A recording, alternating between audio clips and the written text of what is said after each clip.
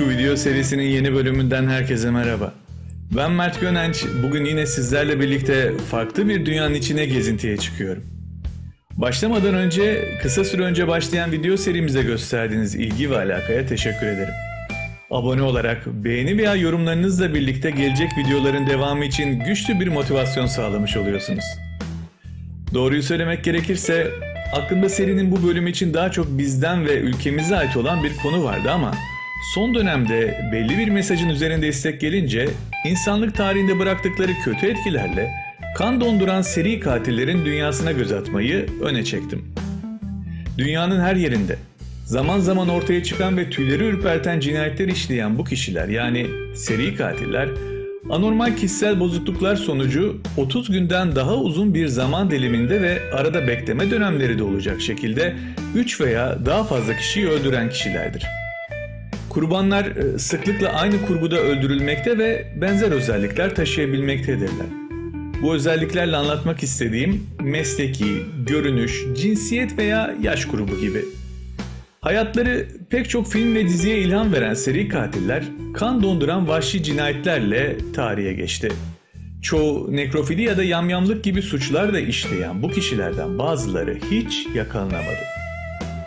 Aralarında şiddet dolu zorlu çocukluk yılları yaşayanlar kadar toplumda saygı gören doktorluk, hemşirelik gibi mesleklere sahip olanlar da var.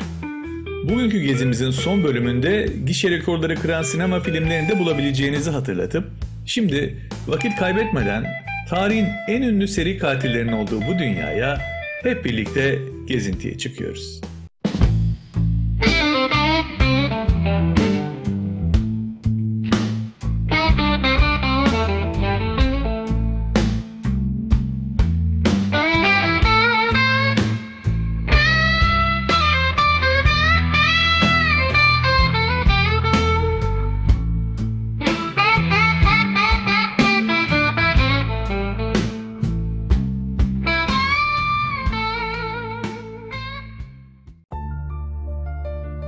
İnsanlar tarih boyunca birbirini öldürdü. Birbirine zulüm ve işkence etti. Seri katil olarak tanımlanan bazı insanlarsa diğer insanlardan daha fazla kötülük yaptı ve daha çok insan öldürdü. Seri katiller zeki ve planlı cinayet işleyenler ve sınırda zeka düzeyinde ve plansız cinayet işleyenler olarak ikiye ayrılır. Planlı cinayet işlemeyenler genellikle psikotik ataklar geçirir, yani gerçeklikten kopar ve dolayısıyla sanrılarının gölgesinde cinayet işler. Planlı cinayet işleyenlerin kurbanları profil olarak genellikle birbirine benzer. Örneğin katil kurbanlarını sadece belli yaş grubundan, kadınlardan ya da erkeklerden seçebilir. Bazı seri katillerse bazen planlı bazen plansız cinayetler işler. Bu yakalanması en zor gruptur çünkü belli bir davranış düzeni içinde hareket etmezler. Dünyanın gördüğü en kötü ve korkunç katillerden ilkiyle başlıyoruz.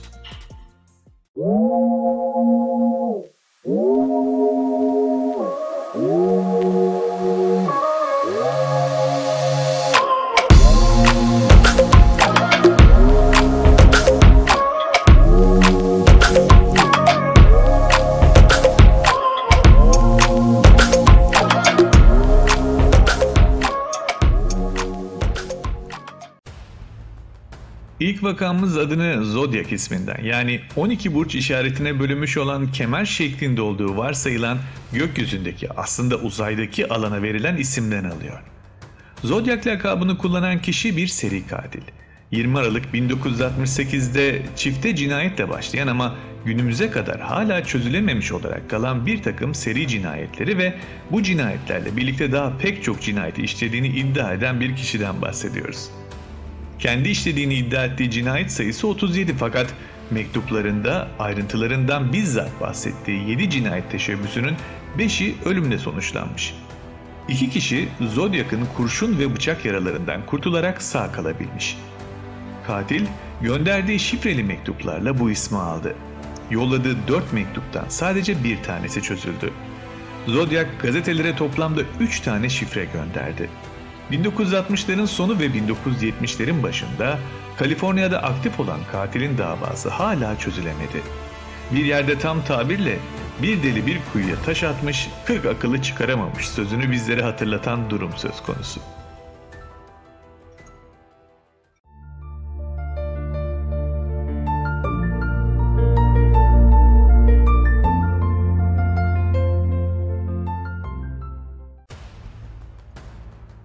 Canavar lakaplı Alien Wuornos'ta şimdi de sıra. İdam edilebilmek için söylediği sözlerin tarihe kazındığı seri katil Alien, dünyanın en çok sempati duyulan ve merhametle yaklaşılan seri katillerinden biri. 1956 yılında dünyaya gelen Alien, diğer birçok seri katil gibi sorunlu bir çocukluk geçirdi. Dünyaya geldiğinde annesiyle babası çoktan ayrılmıştı. Babası bir çocuğu taciz etmekten cezaevine girdi, orada intihar edip hayatına son verdi. Annesi de ailesinin yanına 2 çocuğunu bırakıp bir daha görmemek üzere gitmişti. Kötü giden hayatı daha da kötüye seyrediyordu. 14 yaşındayken tecavüze uğrayan Wuornos bu olaydan sonra hamile kaldı. Hamile olduğunu öğrenen ailesi onu evden attı. Bebeğe de evlatlık verildi. Sokaklarda kalmaya başlayan kadın bir koruluğa sığındı ve orada yaşamaya başladı. Hayatını para karşılığı erkeklerle birlikte olarak kazanıyordu. Tarihin en ilginç seri katillerinden olan Alien Wuornos yaşadıklarıyla büyük ilgi gördü. Özellikle Monster, Cani filmine ilham oldu. Wuornos'tan birçok insan nefret etmekten çok acıma duygusuyla yanaşıyor. Çünkü ailesiz kalması, defalarca tecavüze uğraması, cinayet işlemeye mecbur kalması, sevdiği kişi tarafından ihanete uğraması onun tartışmalı bir seri katil olmaya itmişti. Alien Wuornos'un şu sözleri tarihe geçti. "Yaptığım her şeyin altında korkunç bir öfke yatıyor. İdam edilmem gerek çünkü hapisten çıkacak olursam yine cinayet işlerim." Wuornos seks işçisi olarak çalışırken 7 erkeği vurup paralarını çaldığını itiraf etmiştir. Kurbanların ona tecavüz girişiminde bulunduğunu ya da tecavüz ettiğini iddia etmiştir. Zehirli iğneyle 1992 yılında idam edilmiştir.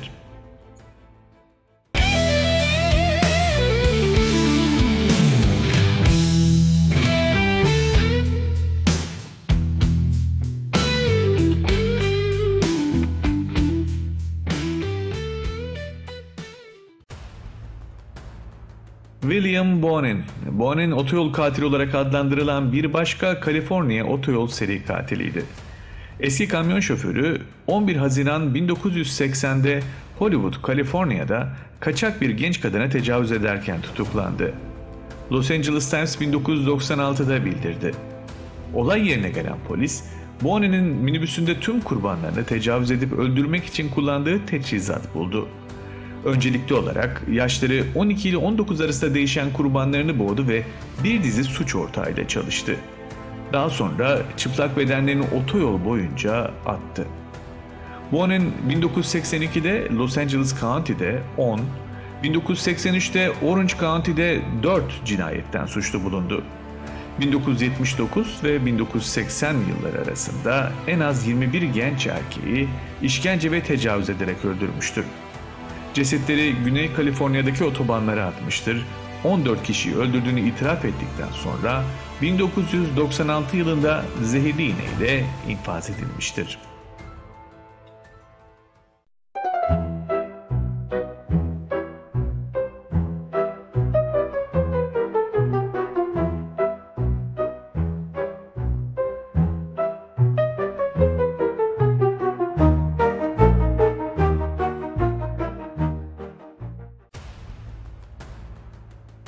Benden bahsedilmesi için daha kaç kişiyi öldüreyim? Bu sözler bir insana işkence edip öldürmeyi kendisine meslek edinmiş sapık ruhlu Dennis Rader'a ait. 1945 yılında Amerika'nın Kansas eyaletinde dünyaya gelen Dennis Rader, normal bir çocukluk dönemi yaşamıştır. Hayat şartları son derece iyi olsa da Rader hiçbir zaman normal bir yaşantı sürmemiştir. Yaşı ilerledikçe daha korkunç bir hal alan Rader, ergenlik dönemi yaşlarından itibaren esaret, kontrol ve işkence fantezileri geliştirmeye, bu fantezilerini kağıtlara çizmeye ve oyuncak bebeklerin üzerinde uygulamaya başlamıştır. Bununla birlikte röntgenciliği başlar. Sapkın aklında oluşturduğu fantezileri ilk olarak kendi üzerinde dener. Bu şekilde yıllarca fantezilerini uygulayarak kendisini tatmin etmeye çalışsa da artık kendisine daha fazla hakim olamaz. Mahalleye yeni taşınan Otero ailesi, Dennis Rader'ın dikkatini çeker ve ilk cinayet adımını da atmış olur. Otero ailesinin 4 bireyini öldürdükten sonra çeşitli zaman dilimlerinde 6 kişiyi daha öldürerek cinayet sayısını 10'a yükseltir. 1974 ile 1991 yılları arasında cinayetler işleyen Rader uzun süre kimseyi öldürmez. Bu yıllar arasında Wichita, Kansas'ta 10 kişiyi öldüren Rader, BTK kısaltma ismini kullanarak polislere mektuplar göndermiştir. BTK, Bind, Torture ve Kill yani bağla, işkence yap, öldür anlamına gelir. Eskiden işlediği cinayetler hakkında mektuplar yazmaya ve kurbanlarından çaldığı nesneleri bu mektuplarla birlikte polise yollamaya devam eder. 2005 yılında yetkilileri yolladığı bir disk sayesinde yakalanır. 18 Ağustos'taki yargılamanın sonunda hakim Waller, Dennis Rader'ı yasalarca izin verilen en fazla cezayla en az 175 yıl hapis cezasına çarptırdı. Suçlarını itiraf etse de ard arda 10 müebbet hapis cezası almıştır. 2180 yılına kadarsa şartlı tahliye için uygun olmayacak. 2180 yılında 235 yaşında olacağı için muhtemelen hapishanede ölecektir.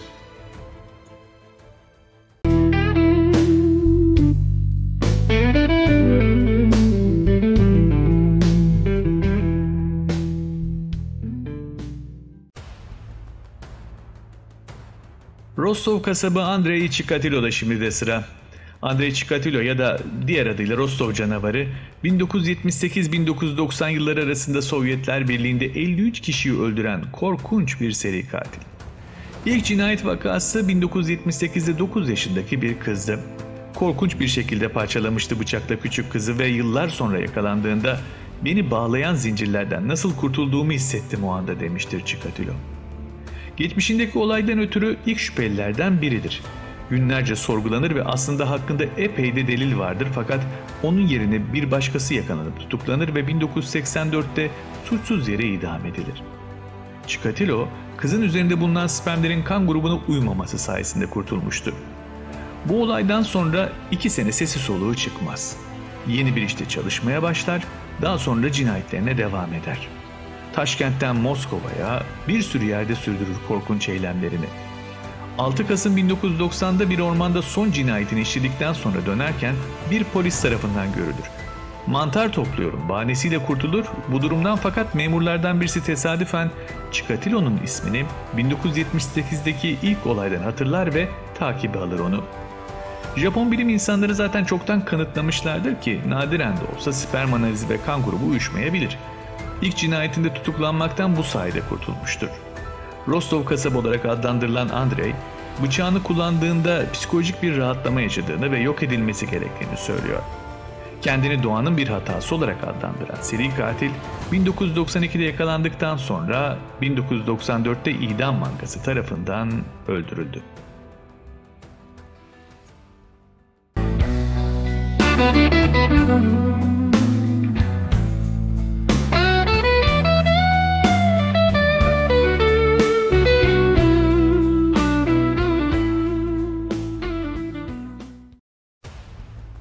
Ahmad Suradji, dünyanın gördüğü en çarpık insanlardan biri olma unvanını ölümünden sonra bile koruyan The Black Magic Killer adıyla da bilinen Endonezya'dan çıkmış en ünlü seri katil. Bir gece babasının hayaleti şamanlıktan bayağı para kaldıran Suradji'yi uykusunda ziyaret ediyor ve ona bir şeyler söylüyor. Suradji yakalandıktan sonra bu hayaletli hikayeyi şöyle anlatmış. 1986'da babamın hayaleti bana geldi ve eğer 70 genç kadının tükürüğünü içersem artık mistik bir şifacı olabileceğimi söyledi. 70 çok fazlaydı, bu yüzden hızlı hareket etmem gerekiyordu. Zaten Dukunlara Endonezya'da peygamber gibi davranıyorlar. Yoksul halkın gözünde tanrısal bir varlık bunlar. Bir Dukun'un cinayet işlemesini herhangi bir kılıfa sokması çok kolay. Suradji de böyle düşünmüş olacak ki kendisine yardım almak için gelenlerden para aldıktan sonra, ki çoğu kaynakta kendisine başvuran her insandan dolar cinsinden 100-400 birim arası aldığı yazılmış. Onları öldürmeye başlamış. Endonezyalı bir sığır yetiştiricisi olan Suradji 1986 ile 1997 yılları arasında 42 kadını öldürdüğünü itiraf etti. Cesetlerle ritüeller yapan Suradji, ritüelinin bir parçası olarak Kurbanlarını bellerine kadar gömerdi ve yüzlerini kendi evinde döndürürdü. Bunun ona daha fazla güç vereceğine inanıyordu. Şeker kamışı tarlasında bulunan cesetlerin katili olduğu kesin olarak kanıtlanınca Surajji 2008'de idam edildi.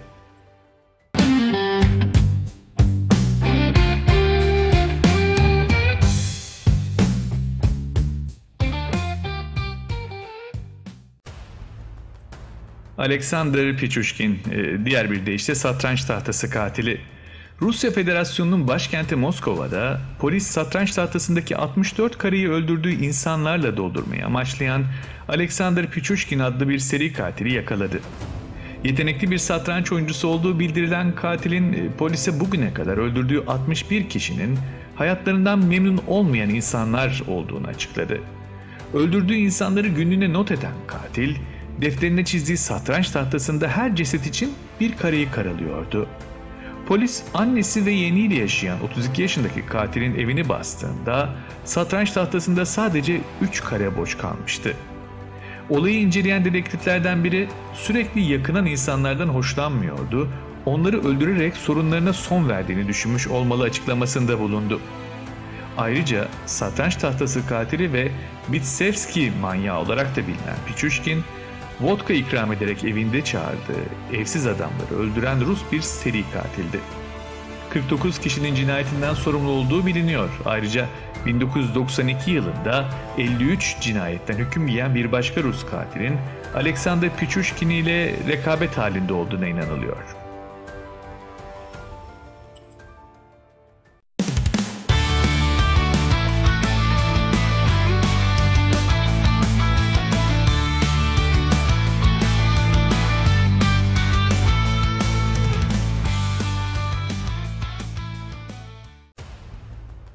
Charles Edmund Cullen, lakabı Ölüm Meleği. Cullen 16 yıl boyunca çeşitli hastane ve huzurevlerinde yüzlerce hastayı öldürdüğü düşünülen ve 29 cinayetini itiraf etmiş bir seri katildir. Cullen kendisini yaşarken acı duyan kişileri öldürdüğü için ölüm meleği olarak tanımlanmıştır.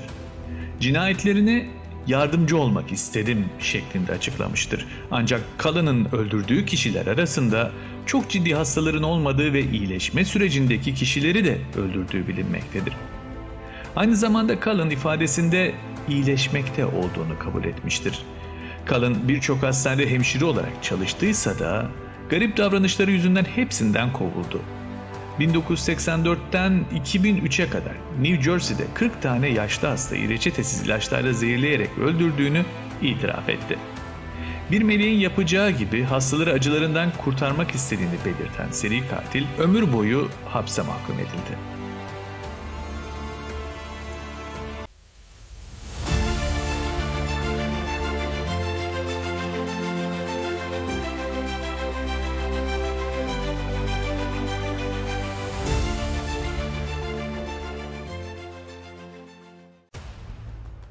Sırada Donald Henry Gaskins var. 80-90 kişiyi önce işkence yaparak sonra da sakat bırakarak öldürdüğünü söyledi. Bıçaklama, vurma ve zehirleme yöntemlerini kullandı. 1969'da Güney Amerika'nın sahil yollarındaki otostopçuları öldürmeye başladı. İlk teyit edilen kurbanları ölümüne dövdüğü kendi yeğeni Janice Kirby ki 15 yaşındaydı ve arkadaşı 17 yaşındaki Patricia Ann Asbrook oldu. 1970 ile 1975 arasında 13 kişiyi öldürdüğü doğrulandı. 14 Kasım 1975'te tutuklandı, 24 Mayıs 1976'da cinayet suçlamasıyla yargılandı ve 28 Mayıs'ta suçlu bulunarak ölüm cezasına çarptırıldı. Ancak cezası ömür boyu müebbet cezasına çevrildi. Daha sonra hapishanede yeniden cinayet işledi. 9 kişiyi öldürmekten 9 ömür boyu hapis cezası aldı. 6 Eylül 1991'de elektrikli sandalyede bileklerini keserek intihar etmeye çalıştıktan sonra idam edildi. Son sözleri, "Avukatlarımın benim yerime konuşmasına izin vereceğim, ben gitmeye hazırım" oldu.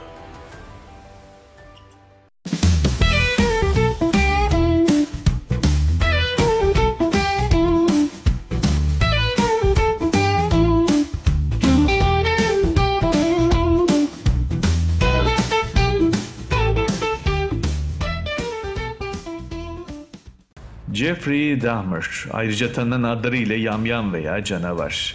1978 ve 1991 yılları arasında 17 adamın ve erkek çocuğunun bedenlerini parçalara ayırmıştır. Nekrofili hastası olan Dahmer, cinayetleri genel olarak tecavüz, işkence, parçalama, nekrofili ve yamyamlık gibi suçlarla beraber işledi. Potansiyel bir kurbanı onu yendikten sonra yakalanmıştır. Dahmer'ın ilk çocukluk dönemi davranışları normal olsa da belli bir süre sonra, özellikle 10-15 yaş arasındaki dönemden başlayarak çekingen ve iletişimsiz bir kişiliğe büründü. Bunun yanında hiçbir hobiye veya sosyal aktiviteye yönelmediği bilinmektedir. Bu süreçte sıkça yalnız başına bisikletiyle evin çevresinde dolaşan Dahmer, bulduğu ölü hayvanları eve getirerek veya yakınlardaki ormanlara götürerek kesmekte, sonra da incelemekteydi. Dahmer'a borderline kişilik bozukluğu, şizotipal kişilik bozukluğu ve psikoz teşhisi konmasına rağmen duruşmasında yasal olarak aklı başında olduğu tespit edildi. 1992 yılında 15 kere ömür boyu hapis cezasına çarptırılsa da 2 sene sonra Kolombiya İslah Kurumu'nda dövülerek öldürülmüştür.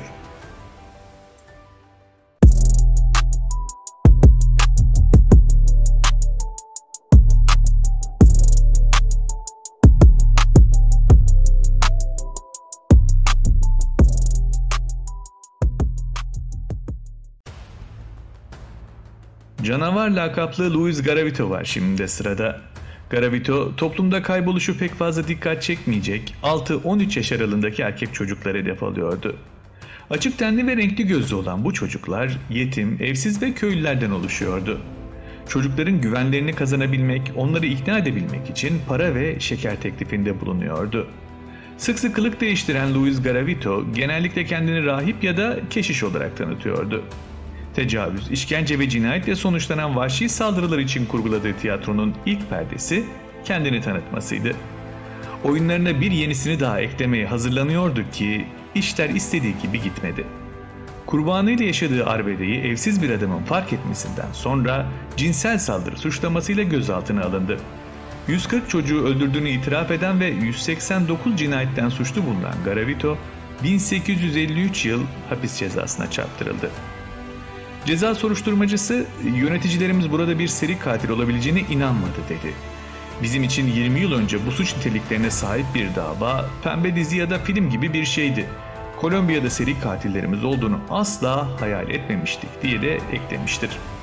1970'lerden beri seri katilleri mitolojik hale getiren bir kültürde büyüyen herhangi bir batılı için bir polis departmanının böyle bir cinayet modeli bulabileceği ve en kötüsünden dahi şüphelenmeyeceği fikri saçma görünüyor olsa da tam olarak yaşanan da buydu. Bu dava hem Kolombiya polisinin seri cinayetin işaretlerini tespit etme becerisi hem de ülkenin kendine özgü bir sorunu olduğunu fark etmesi açısından bir dönüm noktasıydı. Kolombiya daha önce seri katillerle uğraşmakla kalmamış, aynı zamanda dünyanın en azılı suçlarının bazılarına da ev sahipliği yapmıştı. Medya tarafından canavar olarak adlandırılan Kolombiyalı, 147 çocuğa işkenceyi, tecavüzü ve cinayeti itiraf ettiyse de gerçek sayının 300'ün üzerinde olduğuna inanılıyor.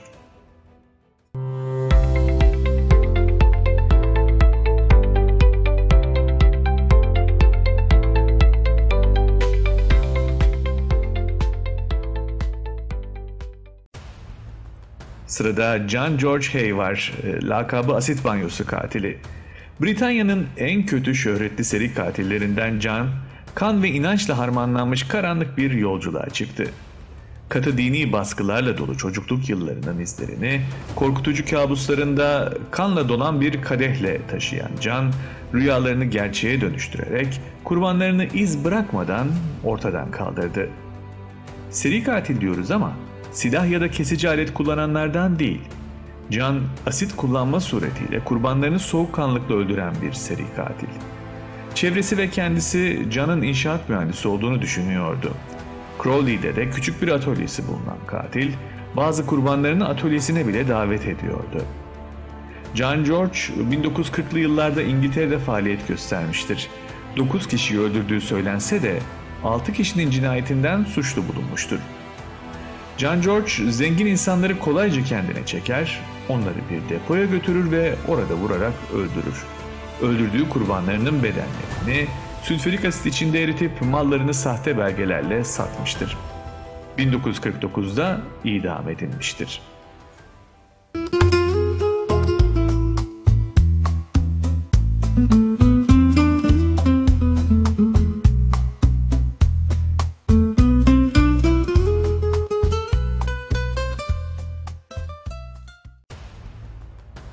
Tsutomu Miyazaki'de sıra. Miyazaki'nin Dracula, Küçük Kız Katili ve Otaku Katili de dahil olmak üzere birden fazla ismi vardı. Bu kadar çok isminin olmasının nedeni yaşadığı sapık deneyimler. Sadece bilgilendirme amaçlı bilgiler paylaştığımdan bu iğrenç detaylarla sizleri yormuyorum. Katil ayrıca öldürdüğü insanların vücut parçalarını korudu ve ailelere cinayeti anlatan kartpostallar gönderdi. Japon seri katil yamyam, çocuk tecavüzcüsü, çocuk katili ve nekrofilidir. Tsutomu Miyazaki 23 Haziran 1989'da 5 yaşındaki Ayaka Nomoto'yu kaçırmaya çalışırken yakalandı. Ayako'nun çığlıkları üzerine komşular dışarı çıktı ve Miyazaki'nin arabasının plaka numarasını aldılar. Polis plaka numarasından Miyazaki'yi tespit etti ve onu evinde tutukladı. Miyazaki mahkeme tarafından yapılan psikiyatrik değerlendirmede şizofreni tanısı aldı, ancak Miyazaki'nin suç işlediği sırada akli dengesinin yerinde olduğu ve eylemlerinin sorumluluğunu alabileceği de belirtildi. Hedefinde 4-7 yaş arası kızlar bulunuyordu. Bu olaylardan sonra babası intihar etti ve Miyazaki 2008'de 45 yaşındayken asıldı.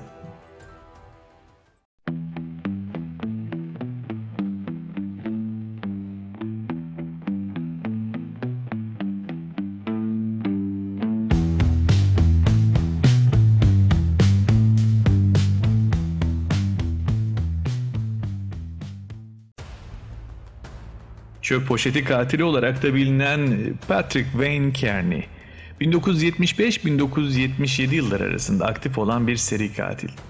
Yüksek bir IQ'ya sahip olan Wayne, 32 homoseksüel erkeği öldürdüğünü itiraf etmiştir.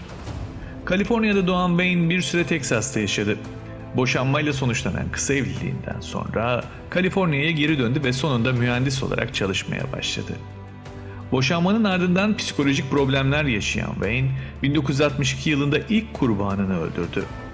Kurbanlarının cesetlerini Kaliforniya otobanında çöp poşetine sararak atan katil, 21 cinayetten suçlu bulunmasına rağmen itirafından dolayı ömür boyu hapse mahkum edilmiştir. Kamyonetiyle uzun yola çıkmaktan büyük keyif aldığını ifade eden Wayne, genç erkek otostopçuları ve gay barlarda tanıştığı homoseksüel erkekleri cinayet kurbanları olarak seçti. Wayne'in hedefinde genellikle aynı türdeki kurbanları bulunuyordu. Ölüm sayılarının artmasına rağmen IQ'su sayesinde cinayetleri örtbas etmeyi başardı. Wayne'in hayatı ve işlediği cinayetler 2001 yılında çekilen Patrick Kearney, The Trashback Killer filmine konu oldu. Katilinin biyografisini anlatan belgeselde onun hayatında yer alan isimler ve kriminoloji alanında uzman olan kişiler yer aldı.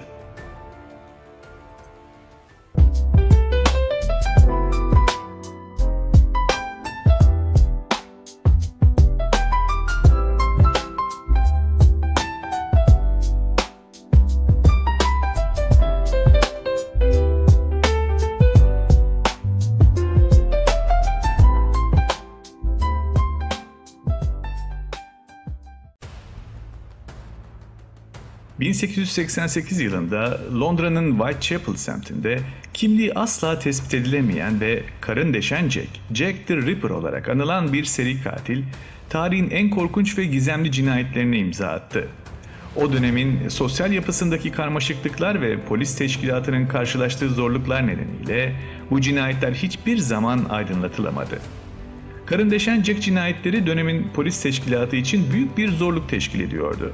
Whitechapel gibi yoğun nüfuslu ve karmaşık bir bölgede iz bırakmadan hareket edebilen bir katili yakalamak son derece zordu. Ancak bazı önemli kanıtlar ve ipuçları ortaya çıkarıldı. Karın deşen Jack cinayetleri sırasında polise ve basına gönderilen mektuplar, olayın seyrini ve halkın ilgisini büyük ölçüde şekillendirmiştir. Ancak bu mektupların çoğunun sahte olduğu düşünülmektedir. Yine de birkaç mektup özellikle dikkat çekmiştir.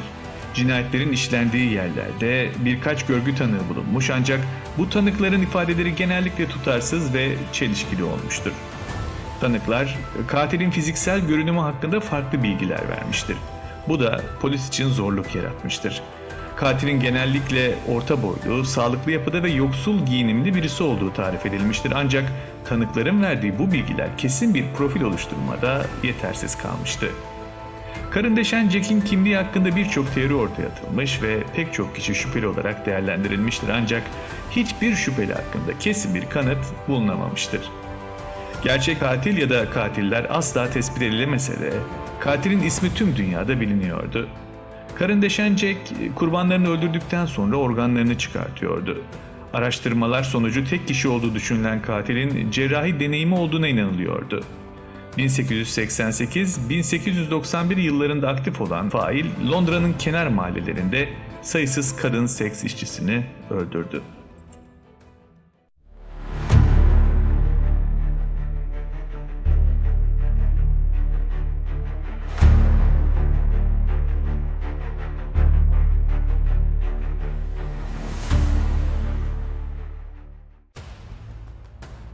Sırada seri katiller içinde kötülükleriyle ve yaptıklarıyla çeşitli araştırmalara konu olmuş, hayatı film olarak çekilmiş Ted Bundy var. Ted Bundy tecavüzcü ve nekrofiliydi.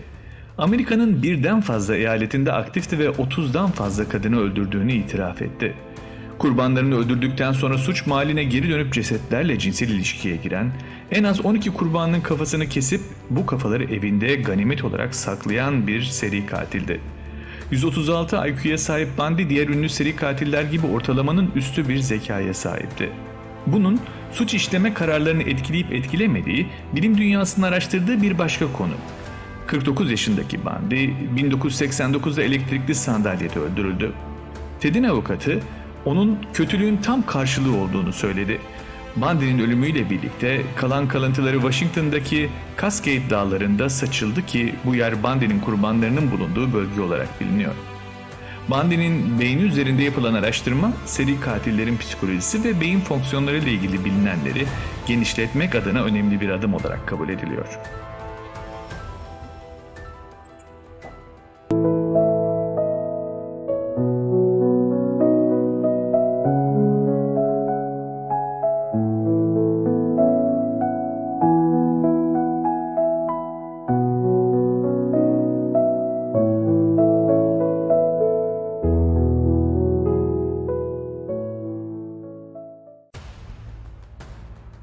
Tommy Lynn Sells, lakabı Gaddar Teksaslı, 1999 yılında yakalandığında yalnızca bir cinayetle suçlanıyordu. Tommy kendinden önceki seri katillerle pek çok ortak noktaya sahip. Soğukkanlı, kurnaz ve öfkeli. Ancak gaddarlık söz konusu olduğunda Sells'i en meşhur katillerden bile ayrı tutmak gerekiyor. Sells'in saldırısına uğrayıp da hayatta kalmayı başaran kişilerin sayısı ise yalnızca 2. 7 yaşına geldiğinde tıpkı bir yetişkin gibi alkol tüketiyordu. İlk kez uyuşturucu kullandığında ise yalnızca 10 yaşındaydı. 13 yaşına geldiğinde ise ailesi tarafından terk edildi ve tek başına yaşamaya başladı. Yine bu dönemde işlediği ufak suçlar sebebiyle kısa süreliğine cezaevinde kaldı. Oysa farklı tarihlerde ülkenin farklı noktalarında korkunç cinayetler işlemeye başlamıştı. 1992 senesinde 19 yaşındaki Fabienne Witherspoon isimli kadına bir dilenci gibi yaklaşmış ve yalnızca biraz yemek istediğini söylemişti. Witherspoon perişan halde görünen bu canavara acıyarak evine kadar gelmesine izin vermiş ve kapıda beklemesini söylemişti. Ancak Sells elbette bu talebi yerine getirmedi. Genç kadını öldürmek için saldırıya geçti fakat bu defa şansı yaver gitmedi. Katilin elinden kurtulmayı başaran Witherspoon, canhavliyle adamı bıçaklamış ve olay yerinden kaçmayı başarmıştı. Kısa süre içerisinde polisler tarafından yakalanan Sells, kasten yaralama suçundan 5 yıl hapse mahkum edildi. Bir başka ifadeyle, onlarca insanı gözünü kırpmadan öldüren adamın hikayesi henüz sona ermemişti. 1997 yılında hapisten çıkan Sells, son cinayetini 2 yıl sonra işledi. Bu aynı zamanda onun yakalanmasına ve idam edilmesine neden olacak son korkunç eylemi olarak tarihe geçti. Sells, 10 yaşındaki bir kızın odasına zorla girmiş ve onu bıçaklayıp ölüme terk etmiştir. Ancak küçük kız hayatta kalmış ve polise Sells'in detaylı tarifini vermiştir. Ölüme mahkum edilmiş ve 2014 yılına kadar Teksas'ta yüksek güvenlikli bir hapishanede ölüm hücresinde tutulmuştur. Bu süreçte bulunduğu itiraflarda 1985 ve 1999 yılları arasında 70 kişiyi öldürdüğünü söylemiştir. Sels'in yakalanma sürecinde görevli olan polis memuru John Allen, bu hususta 2014 yılında 22 tanesini onayladık. Daha fazlası olduğunu biliyorum. Çok daha fazlası olduğunu biliyorum. Açıkçası hiçbir zaman tam olarak kaç kişiyi öldürdüğünü bilemeyeceğiz şeklinde bir açıklama yaptı.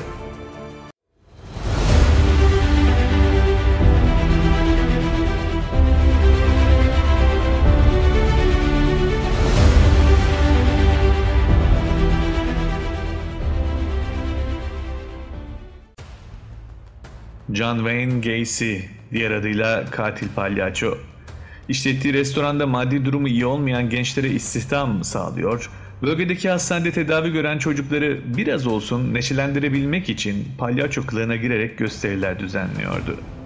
Dışarıdan bakıldığında son derece yardımsever, dürüst ve iyi niyetli bir Amerika Birleşik Devletleri vatandaşı olduğuna itiraz edebilecek hiç kimse yoktu.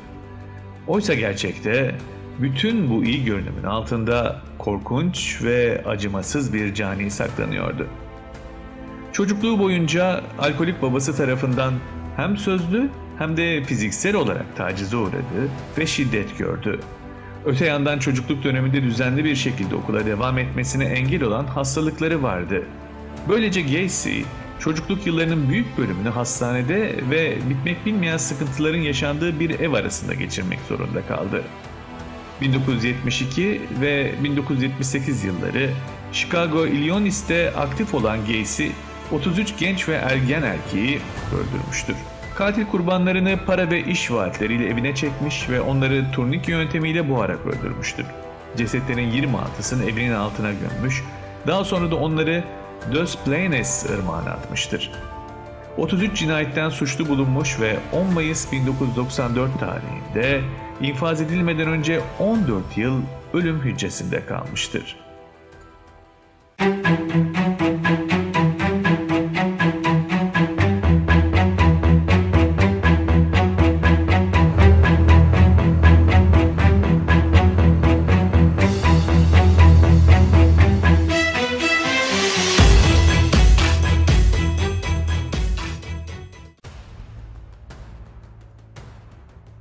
Paul Nobles, lakabı Casanova katili.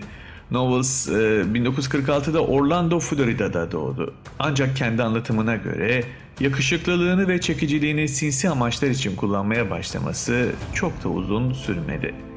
Bir keresinde elde edilen kasetlerde bir psikiyatriste "Ben bir suçluyum ve küçüklüğümden beri bir suçluyum" demişti ve hayatında iyi bir şey olmadığını eklemişti. Nobles, cazibesini insanları kendine çekmek ve güven sağlamak için kullanmıştır. Toplam 18 kişiyi öldürdüğünü söylese de gerçek sayının çok daha fazla olduğu düşünülmektedir. Kurbanları kadın, erkek ve çocuklardan oluşmaktadır. 1974 yılında kaçmaya çalışırken bir FBI ajanı tarafından öldürülmüştür.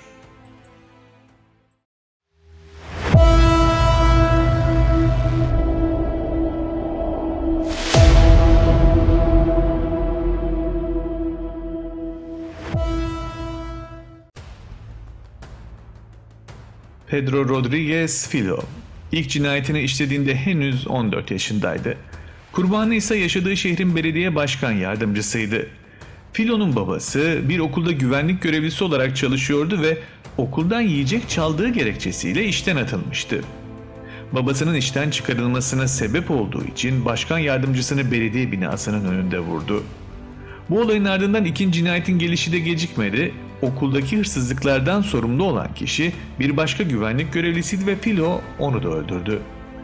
Yakalanmamak için São Paulo'daki Mogi das Cruzes bölgesine kaçan Filo, burada bir uyuşturucu satıcısını ve onunla bağlantılı olan bazı hırsızları öldürdü.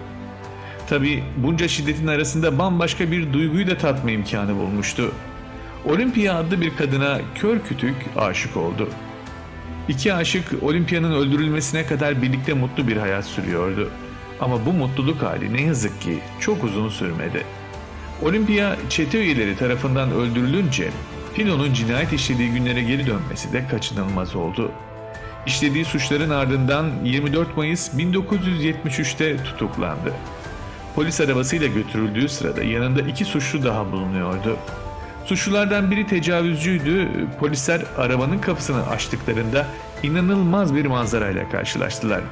Filo göz açıp kapayıncaya kadar tecavüzcüyü de öldürmüştü. 1973 yılında tutuklanan Pedro, 2003 yılında en az 71 insanı öldürmekten suçlu bulunup 128 yıl hapis cezasına çarptırıldı. İlk cinayetini 14 yaşında işleyen Filo, hapishanedeyken kız arkadaşının ölümünün intikamını almak için yerel uyuşturucu satıcılarına ciddi zararlar vermiştir. Filo, hapishanede babası da dahil olmak üzere en az 47 mahkumu öldürmüştür. Devam eden cinayetleri cezasının 400 yıla kadar çıkarılmasına yol açmıştır.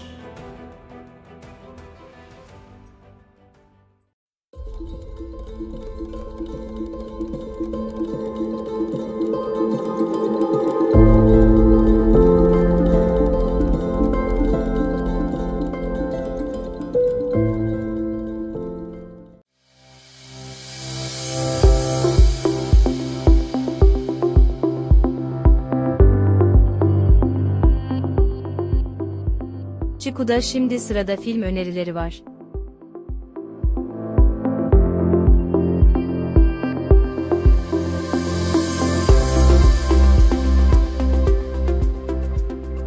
Revenge ile başlıyoruz.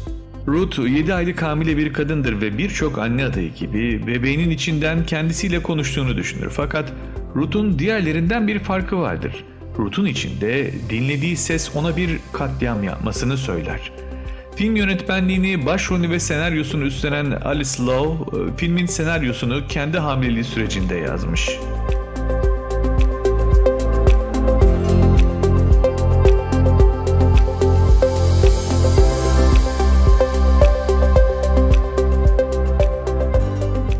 Cruising, eşcinsel adamları vahşice katleden bir seri katil, New York'un arka sokakları ve yeraltı dünyasında dehşet salmaktadır.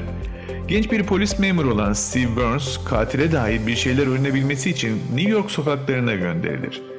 Bölümünden tamamen bağımsız ve habersiz bir şekilde kanıt peşine düşen Burns, bu küçük ve saklı kalmış topluluğun kurallarını ve geleneklerini tek başına keşfetmek zorundadır.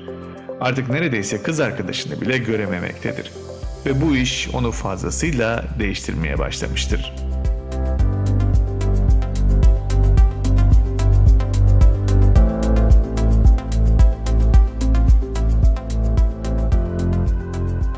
Snowtown, 16 yaşındaki Jamie, annesi ve 2 erkek kardeşi Alex ve Nicholas'la birlikte Adelaide kentinin kuzey kesiminde yaşamaktadır. Fakat çevresini saran umutsuzluk ve şiddet halinden kurtuluşu hayatlarına yeni giren biri olan John'da bulur. John, Jamie ve ailesiyle daha çok vakit geçirmeye başladıkça aile güvenebilecekleri bir aile babası figürü bulduğunu sanır. Fakat John hiç de göründüğü gibi iyilik ve sevgi dolu bir insan değildir. Jamie gitgide John'ın suç ve bela dolu diğer dünyasının içine doğru çekilir.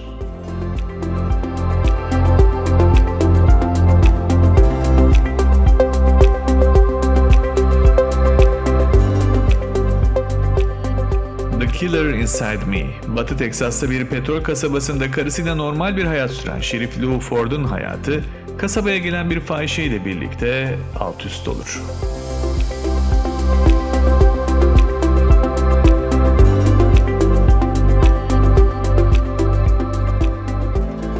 Happy Death Day, sıradan bir hayat yaşayan üniversite öğrencisi Tree'nin hayatı maskeli bir katil tarafından şaşırtıcı bir şekilde değişir.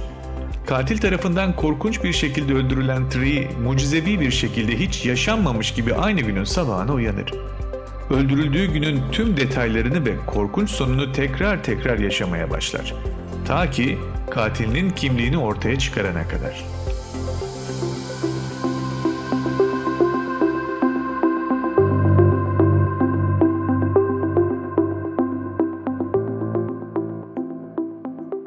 Henry, Portrait of a Serial Killer. Hapishaneden çıkmış olan katil Henry, birkaç yıl önce burada tanıştığı arkadaşı Otis ile birlikte Chicago'da yaşamaktadır. Otis, Henry'nin cinayet dürtüsünden haberdar değildir ta ki fahişeyle birlikte arabalarına ilerleyene kadar. Henry ortada hiçbir sebep yokken iki kadını acımasız bir şekilde öldürür. Böylece Otis ev arkadaşının karanlık yüzüne şahit olmaya başlar. Cesetlerden kurtulmaya çalışırken Otis'in tek kaygısı yakalanmaktadır. Bu görev başarıyla sona erer ve Henry arkadaşına seri katillik sanatı adına verdiği bu dehşeti tanıtmaya başlar.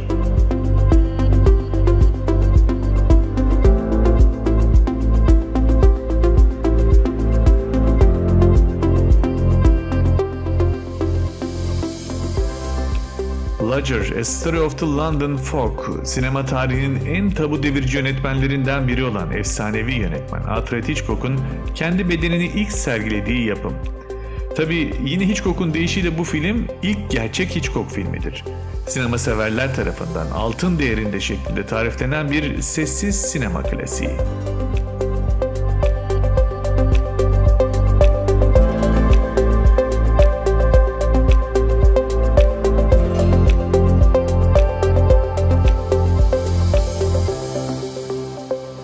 Sırada Psycho filmi var. Marion Crane, patronuyla iş yapan zengin bir adama para emanet eder ve ardından yola koyulur. Polisler Marion'un şüpheli davranışları üzerine peşine takılır, ancak Marion'un peşine takılan sadece polisler değildir. Sevgilisiyle buluşmayı planlayan Marion geceyi bir otelde geçirmeye karar verir. Otelden içeri girer girmez garip şeyler olduğunun farkına varan Marion, uyumadan önce otel sahibi Norman Bates ile biraz sohbet eder. Norman'ın kişiliğinde sorunlar olduğunu, annesine ve kuşlara karşı bir takıntısı olduğunu öğrenen Marion, odasına gidip duş almaya karar verir ve her şey bundan sonra başlar.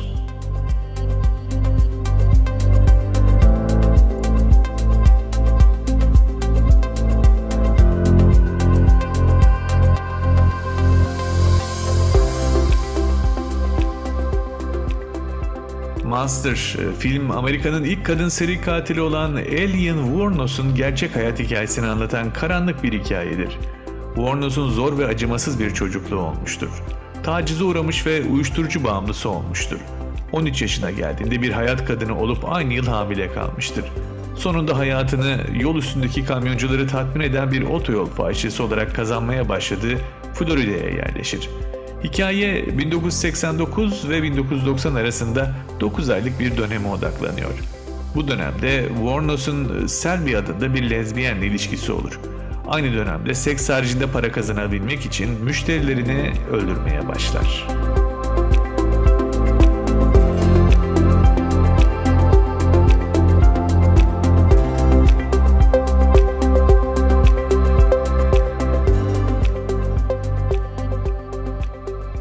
Frenzy, gerilim filmlerinin en büyük ustası olarak kabul edilen Alfred Hitchcock'un bir başka eseri. 1972 tarihli filmi Frenzy, kurbanlarına tecavüz ettikten sonra onları öldüren sapık bir katilin terör estirdiği Londra'da geçiyor.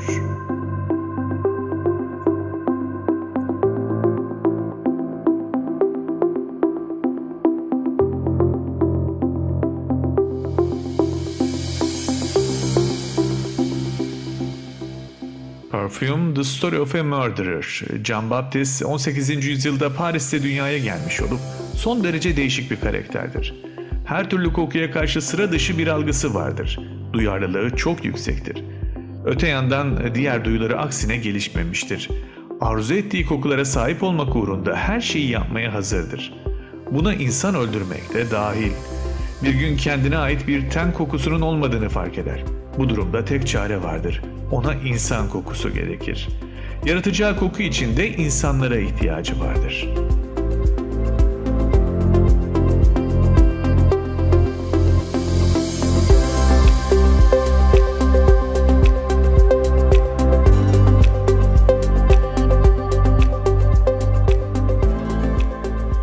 A Nightmare on Elm Street, Los Angeles'taki bir mahallede gençler tuhaf bir şekilde ölmeye başlarlar. Parmaklarında jilet keskinliğinde bıçaklar olan korkunç bir adamın bulunduğu kabuslar uyurken canlarını almaktadır. Rüyalardaki bu hayalet, yıllar önce çocuklarını öldürdüğü aileler tarafından linç edilen sapık Freddy Krueger'dan başkası değildir. Freddy her nasılsa şimdi geri dönmüş, yeni yetmeleri bir bir rüyalarında öldürerek intikam almaktadır.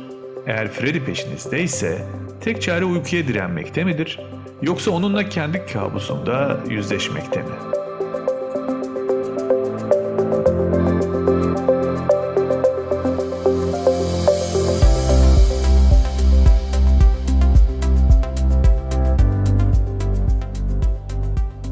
Texas Chainsaw Massacre.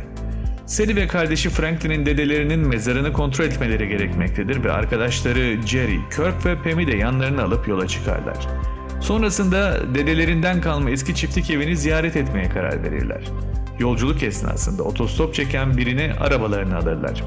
Hiç normal görünmeyen bu yolcu, Franklin'in çakısını alıp sırf eğlencesine elini keser.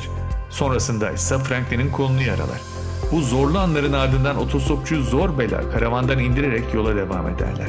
Ancak gerilim bununla sınırlı kalmayacaktır. Eve vardıklarında hayal dahi edemeyecekleri bir kabusun ortasında sıkışıp kalacaklardır.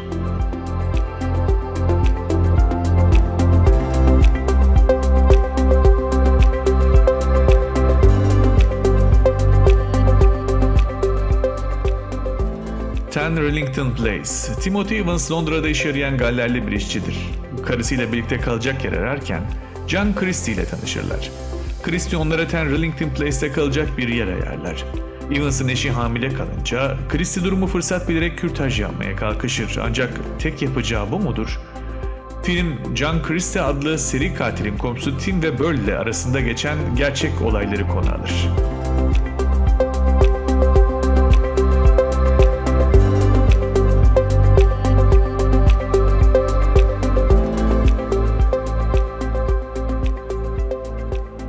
American Psycho. Patrick Bateman aileden zengin bir adamdır. Gençliği ve yakışıklı olması kendisine hem işinde hem de sosyal hayatında avantajlar sağlamaktadır. Oldukça sıradan bir hayata kapılıp gidiyormuş gibi görünen Bateman'ın hayatının karanlık tarafı ise oldukça derinliklidir. Bateman, insanları sebepsiz yere öldürmekten hoşlanan ve öldürdüğü insanların vücutlarından hatıra olarak aldığı parçaları evinde saklayan bir akıl hastasıdır. Bunu kendisi dışında kimse bilmemektedir.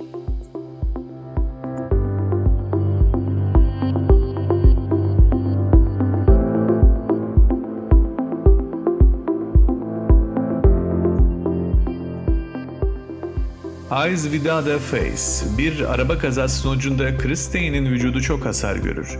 Bu nedenle babası kendi çocuğuna yardım etmek için başka genç kızları öldürür ve onların vücudundan parçalar alarak kızına yeni bir vücut yapmaya çalışır.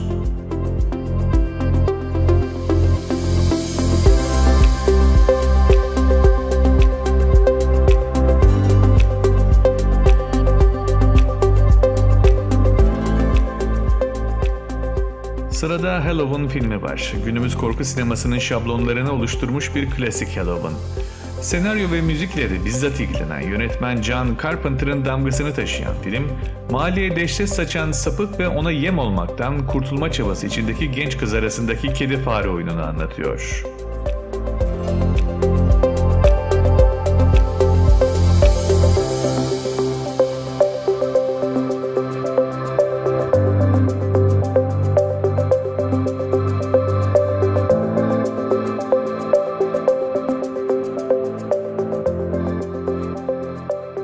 Zodiac, San Francisco'da bir seri katil mektuplar ve şifreli mesajlarıyla polisle alay etmektedir.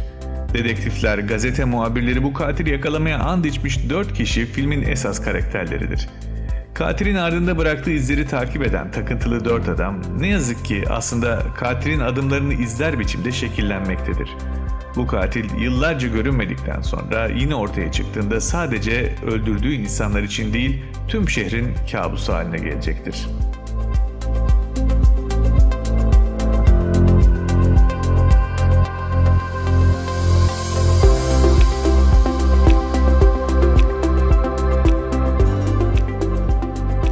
Badlands, gerçek olaylardan ilham alınan bu yapımda gençlerin içlerindeki büyük boşluk ve bunaltı sarsıcı bir biçimde gözler önüne seriliyor.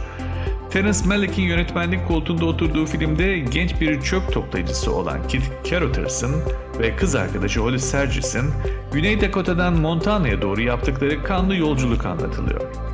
Tüm amaç Holly'nin ilişkilerini onaylamayan babasını ortadan kaldırmaktır. Bu yolculuk sırasında kendilerini kaybeden çift, yol boyunca karşılaştıkları insanları öldürmeye başlarlar. Herhangi bir amaç gütmeden, düşünmeden yaptıkları bu eylemler onlar için yalnızca birer oyundan ibarettir. Çok geçmeden eğlenceli oyunları polisin dikkatini çeker.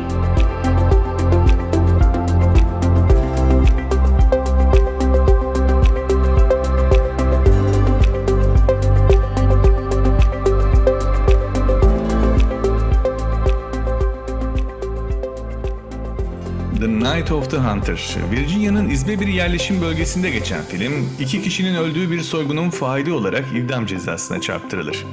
Suçlu bulunmasına rağmen çalınan para ortaya çıkmamıştır. Çünkü Ben tutuklanmadan önce parayı sadece küçük oğlu John'ın bildiği bir yere saklamıştır. Para, John'ın geleceğini garanti altına almak için yerinde beklemektedir. Bu esnada hikaye ilginç bir rahipçika gelir. Sağ ve sol kollarında sev ve nefret et yazılı dövmeler bulunan ve çeşitli suçlar işleyen rahip Powell, Ben Harper'ın hücre arkadaşıdır ve paranın peşindedir.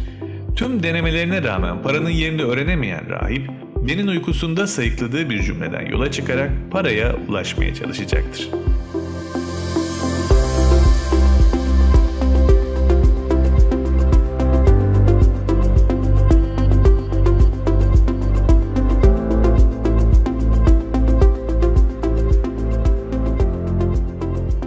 Memories of Murder. Güney Kore 90'lı yılların sonlarında askeri bir yönetimin baskıcı tavrının altındadır. Ülkede sansürler ve baskı her gün ağırlaşarak devam etmektedir. Bir gün bir tecavüze uğramış olan bir kadın vahşice bir cinayete kurban gider. Olayı çözmek için işin başına lokal bir polis dedektifi olan Park Do-man getirilir. Ancak uyguladığı tüm yöntemler onu cinayetten uzaklaştırır. Bunun üzerine görevin başına getirilen Seo, önceki dedektiften daha başarılı olmak için elinden geleni yapacaktır.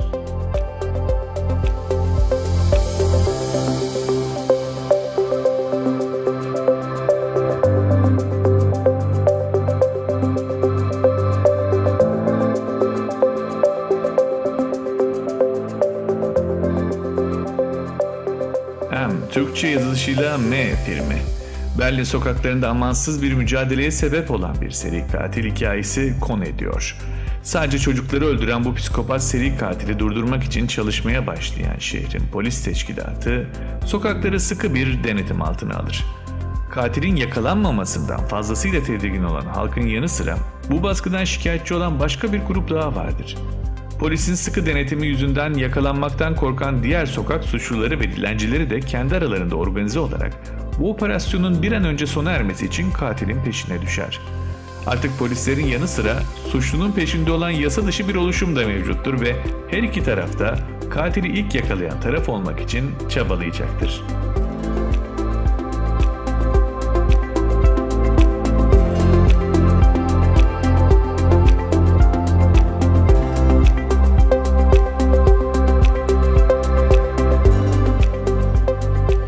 The Silence of the Lambs, ülkemizde de çok ses getirmiş olan filmlerden bir tanesi. Akademiden mezun olmuş genç FBI ajanı Clarice Starling, kurbanlarının derilerini yüzen sapık bir katilin elinden bir kadını kurtarmaya çalışır. Clarice, katile ulaşmak için başka bir psikopat olan ünlü doktor Hannibal Lecter ile yakınlaşır. Lecter'dan bilgi alması için önce onun güvenini kazanması gerekmektedir.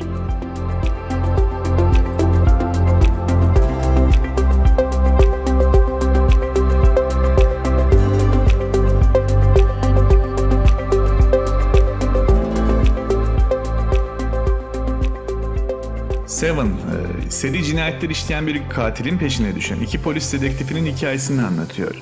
Bir seri katil 7 ölümcül günah işleyenleri kendi yöntemleriyle öldürmektedir. 7 ölümcül günah, Hristiyanlık inançlarına göre kibir, açgözlülük, şehvet, düşkünlüğü, kıskançlık, oburluk, yıkıcılık ve tembelliktir. İki polis dedektifi bu seri katilin peşindedir.